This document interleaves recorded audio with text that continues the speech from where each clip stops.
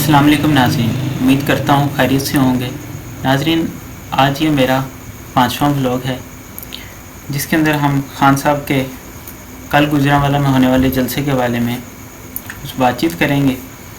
नाज़रीन, उस जलसे में खान साहब ने बहुत अहम बातें की हैं जिससे बहुत सारे टेबल टर्न हो चुके हैं।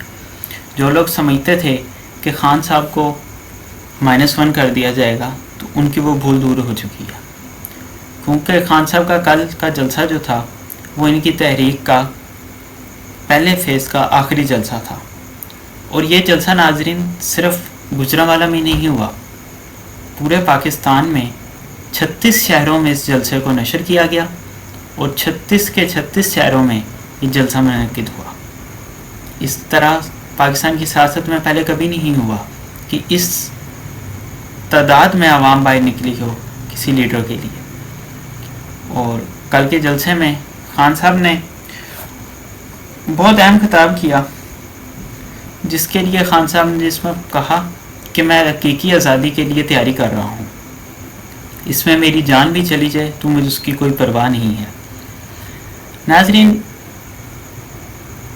ये जो कल का जलसा गुजरांवाला में हुआ है, इसने तमाम टेबल्स टर्न करके रख दी हैं, बिल्कुल उसी तरह जिस तरह जमहूरी अमल में किया जाता है। अवाम बाहर आती है और जिस तादाद में आती है कि सब परेशान हो जाते हैं। कल के जलसे में मैं F9 पार्क गया इस्लामाबाद में, तो मैंने वहाँ कुछ रिकॉर्डिंग करने के हवाले से नहीं गया, मैं देखने गया कि किस तरह के लोग आते हैं, कौन कौन आता है। तो मैंने वहाँ जाके देखा, वहाँ पे बच्चे, ख़वातीन की बहुत बड़ी तादाद। ये पाकिस्तान में पहली दफ़ा हो रहा है कि ख़वातीन इस तादाद से बाहर आ रही हैं। ख़वातीन एक बहुत बड़ी तादाद थी, मर्द, बूढ़े, बच्चे, नौजवान सबसे ज़्यादा। आप 80% 90% कह सकते हैं कि नौजवान वहाँ थे।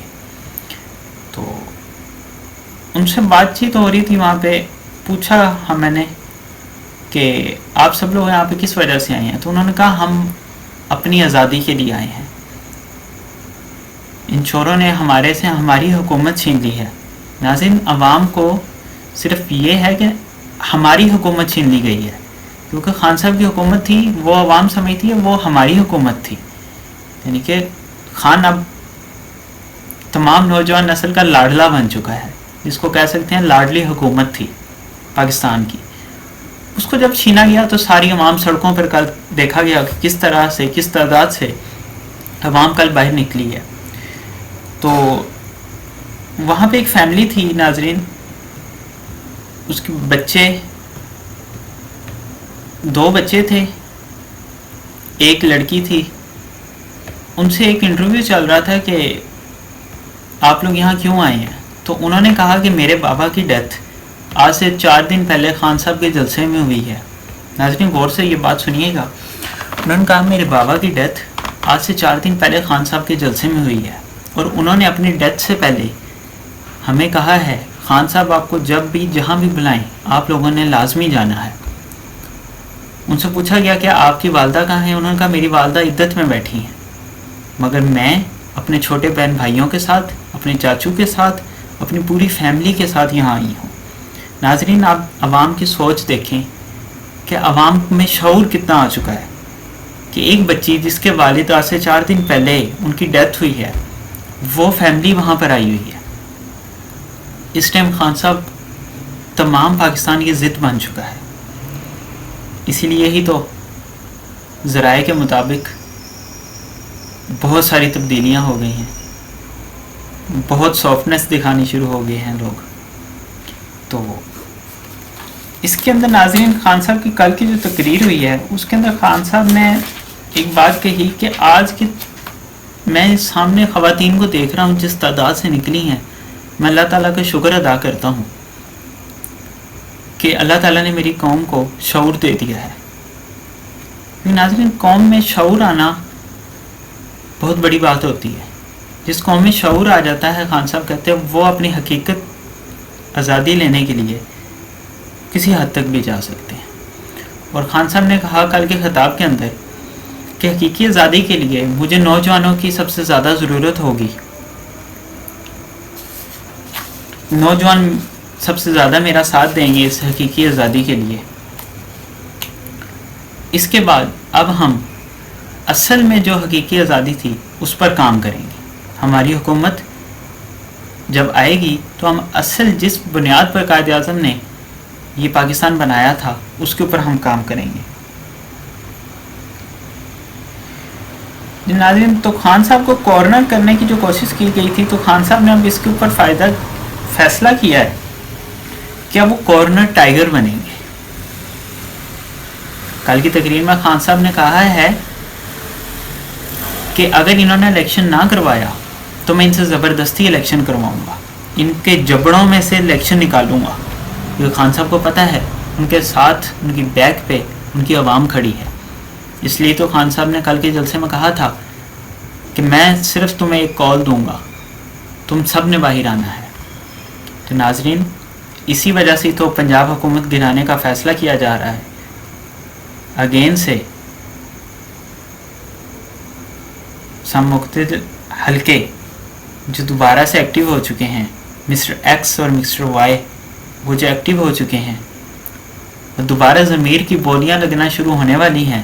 اس کی یہی تو سب سے بڑی وجہ ہے کہ کہیں خان اسلام آباد نہ آ جائے، اسلام آباد آ کے احتجاج نہ کر دے. اگر خان اسلام آباد آ کے احتجاج کرتا ہے تو سب کچھ دبڑدوز ہو جائے گا، کسی کے ہاتھ کچھ نہیں آئے گا.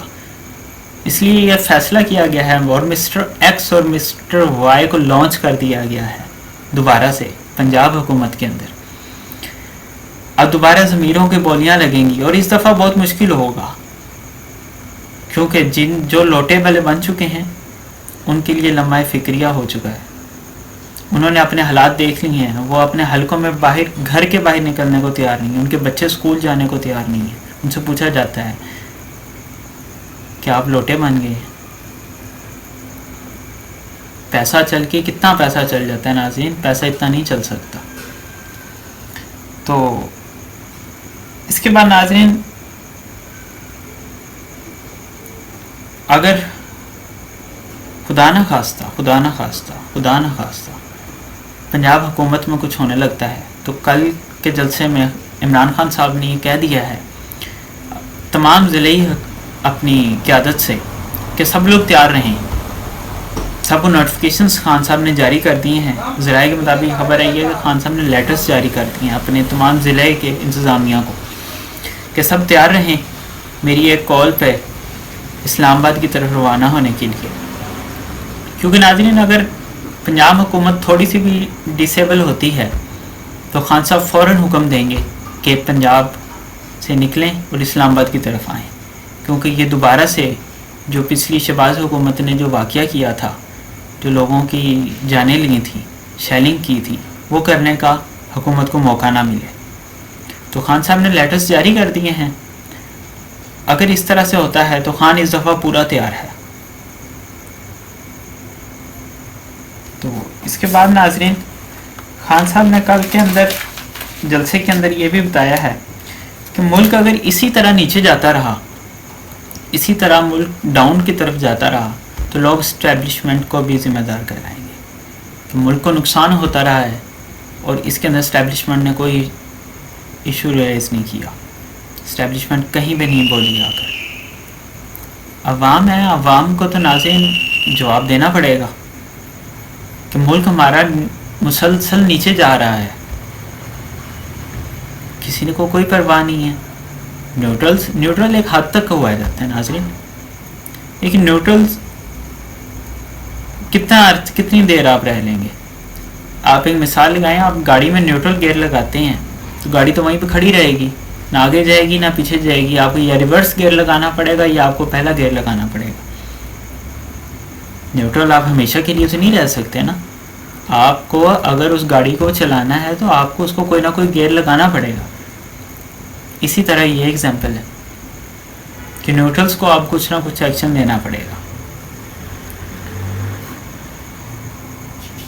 اور کل کے جلسے میں ناظرین عمران خان صاحب نے سپریم کورٹ کے حوالے سے بھی بات کی، بہت پولائٹلی بات کی. خان صاحب نے کسی پہ حملہ نہیں کیا، کسی ادارے پہ حملہ نہیں کیا، نہ ہی سپریم کورٹ پہ کیا نہ ہی ہائی کورٹ پہ کیا. جو خان صاحب کا کیس چل رہا ہے اسلام آباد ہائی کورٹ میں، اس کے حوالے سے خان صاحب نے بات کیا کہ عطر من اللہ صاحب نے بہت اچھے اچھے فیصلے بھی کیے ہیں. اگر مجھے بولنے دیا جاتا تو میں شاید کچھ اپنے بارے میں بتا دیتا کہ میں نے کس حالات میں وہ بات کی تھی، لیکن خان صاحب نے کہا مجھے نہیں بولنے دیا گیا. خیر، لیکن مجھے خان صاحب کہتے ہیں کہ عطر من اللہ صاحب کی جو فیصلہ ہوگا وہ دل سے قبول ہوگا، اور یہ بہت اچھی بات ہے. یہ معاملات پازیٹیو کی طرف جانے کی اندیشہ ہے ناظرین. آج خان صاحب کا ٹیلی تھون ہے رات کے ٹائم، کیونکہ دن میں آج میچ تھا پاکستان کا اور سری لنکا کا. اس حوالے سے خان صاحب نے رات کے ٹائم اپنا ٹیلی تھون رکھا. تو میری آپ سب لوگوں سے ریکویسٹ ہے کہ بھرپور حصہ لیں اس کے اندر اور خان صاحب کا ساتھ دیں اور پاکستان کو ایک ترقی کی راہ کی طرف گامزن کریں. اللہ نگہبان.